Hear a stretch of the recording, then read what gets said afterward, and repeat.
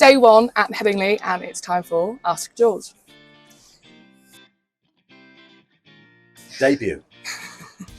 Greg Boone asks, Robinson has been down on pace all series. Is his fitness still a concern in his tongue joining the list of seamers like Potts to be tried and discarded without a run? Wouldn't worry about tongue, eh? I don't think he's been dropped. He's not been discarded. He's just, he's been rested. He bowled 44 overs the other day. He was asked to bowl the short ball a lot.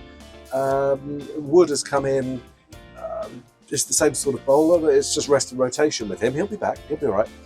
Robinson, yeah, to worry, definitely, but just be a little bit. We don't know that this is a conditioning injury. We don't know what's happened yet. Yeah, we know he's got a back spasm now. Bowlers get back spasms. He's bowled a lot of overs in the series, so we don't know. But he does have a bit of a reputation. You're right, and that's not a reputation a bowler wants to have. But also, a bowler doesn't want to have a reputation for letting down their teammates. He has come off the pitch before. It puts a huge burden on the rest of them. They got away with it in the first innings, but if you can't bowl in the second innings, that's something that would be very difficult for them. So yeah, I think he's got a reputation for not being as fit as he could be. Whether that's fair right now, I honestly don't know. Simon Stokes asks, Stokesy.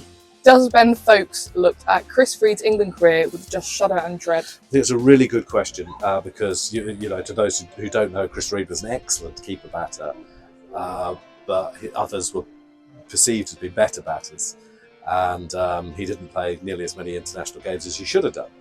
I think Ben Foakes is an even better keeper. I do. I think he's, and those are really strong words, and I don't think he gets the credit he deserves. I think he creates wickets. We were talking a little while ago about him standing up to Broad in New Zealand, forced Mitchell to move back in his crease, pulls instead of drives is out, the standing up catch down the leg side, I think, of Harry Brook to get rid of Kane Williamson. I could give you 1,000 examples. I think he creates wickets, and Bairstow costs wickets. So it's a funny thing. I reckon bowlers with Foakes in the side need to create 19 wickets. Bowlers with Bairstow in the side need to create 25. That's a bit harsh, but you get the picture. So yeah, a really good point. But I'd have picked him. But it, you know, it isn't easy to squeeze him in, is it? It's just who do you take to squeeze in Foakes? Yeah, because I would pick Bairstow as well. Yeah, considering what he did last time. So you've got to drop somebody, and that's not easy. Personally, I'd move Stokes up the order, top three, and do it that way. But it's not unreasonable what they've done. And Bairstow's probably been a little bit less good than any of us thought he would be as well. Neil Varani asks, are England having the whisky and cigars before they go out to field? I think that's a really good question, really well put, and I don't know if you mean it literally or figuratively. Literally, they're not having it right before they go out, but you know, they did warm up for this series by going away together on a sort of break. Let's not call Lads tour. Let's not call it a stag night. If I just have to Scotland, while Australia warmed up and played India in the World Test Championship final. And you look at all the no balls they're bowling, all the extras they conceded in general, all the misses in the field, and you do wonder whether that's a factor and that they're not as well prepared as they should be. I think that's a fair comment. Ron Martin says, should Carl Hopkinson's position as fielding coach be under scrutiny with the amount of catches dropped by England? Carl Hopkinson. To be fair to him, I don't think he's around. I don't think he's doing it. So maybe they should bring him back. Because I don't think I've seen it, but I might be wrong. I think that the other assistant coaches have been doing it because they wanted fewer people in the dressing room. So I don't think it would be fair to blame him. You have highlighted an issue accurately. You know, the catching's not good enough. JB says, can you remember a more consistent opening spell of fast bowling than that of what we saw from Wood this morning? It's not Yorkshire's JB, presumably. I don't think so. I mean, I don't know what you mean exactly, but I think we've probably seen better opening spells, but I haven't seen a quicker sustained spell. I mean, I think it's the second quickest spell by an England bowler since records began, and the second quickest spell in England since records began. I think Mark Wood's the quickest bowler England have ever had, consistently. Says he can get quicker. Says he can get quicker. Yep. I bet you Harold Larwood, if we look back, was about Dominic Cork pace, if I'm honest. But ever since that St Lucia test in 2019, he's been bowling, you know, consistently getting up from 95. What is it, 96 and a half today? Yeah, it was top speed. And it looks so much quicker than 86. Yep. Doesn't it? Big time. And when suddenly you see Ollie Robinson at 78, 79, Yeah, looks real makes slow. Robinson look flighty. It does. It does exactly that. So I thought it was a special spell by a special bowler. Dave Studland says 10 byes and 2 drop catches by T on the first day. Is Bairstow making it tricky for Stokes et al. To justify the decision to put him in as keeper? Well, he is, but cut him some slack there. I mean, one of those catches chances was desperately tough. I'm not sure folks would have taken it more than 1 in 3 or maybe. It was inside edge down the leg side, really difficult. The other one was, straightforward and a bad one.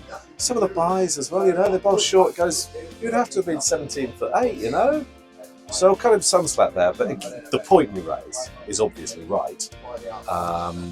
You need a better keeper than England have right now. I think it is costing them, and it might yet have cost them the series. Background Noise asked, after another poor innings today, does Labuschagne's average of 37 when not playing on Australian tracks undermine his position as a global top 3 bat? Maybe. It's a fair thing to point out. I mean, the series isn't over, and 37 isn't a car crash either. But it's fair enough to say he's got a bit to prove away from Australia. He's not the only. Remember, Joe Root hasn't scored a century in Australia. Players do have these holes in their record sometimes. But yeah, as I say, the series is only halfway through for him.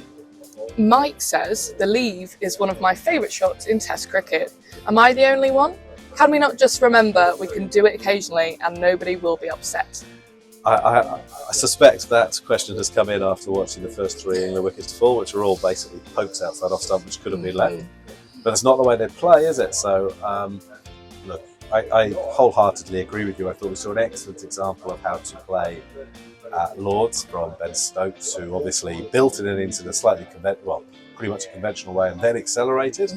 I think there's still time for that, yeah. And I still think that good batting at Test level is much about the shots you don't play as those that you do. Especially with them too, with Root and Bairstow in at the moment, with a home crowd. I think that gets them going. Yeah, do you think the home crowd will enjoy the leave in the morning? I hope they'll just enjoy their presence. Well, they'll certainly enjoy their presence a lot more. Yes. They want to see them bat into the afternoon session. Yeah, for sure. And if that requires some leaving of the ball, I think they'll be more than happy for that. Exactly, very much. And Sahil asks, shouldn't Joe Root have come in at number 3 instead of throwing Brook to the Wolves up top? Well, maybe. I think it's a fair point. Look, it would have been nice if one of the senior guys, and by the senior guys I mean Stokes and Root really, one of them had put their hand up and offered to do it. I think that would have been good. But I would have hoped Stokes would do it. I think that again the point raised is fair. It always seems to be the younger guys like Pope and who are asked to bat out of position. And Root has scored a Test and Ashes century opening the batting. I don't know. You don't want to weaken a strength, though. Yeah, I get that. But you could say Root has had to come in early because Brook got put in a position at 3 that he wasn't comfortable in. So it's not really made much difference. Completely fair. But now that Stokes has said he might well not bowl in this game, why couldn't he move up?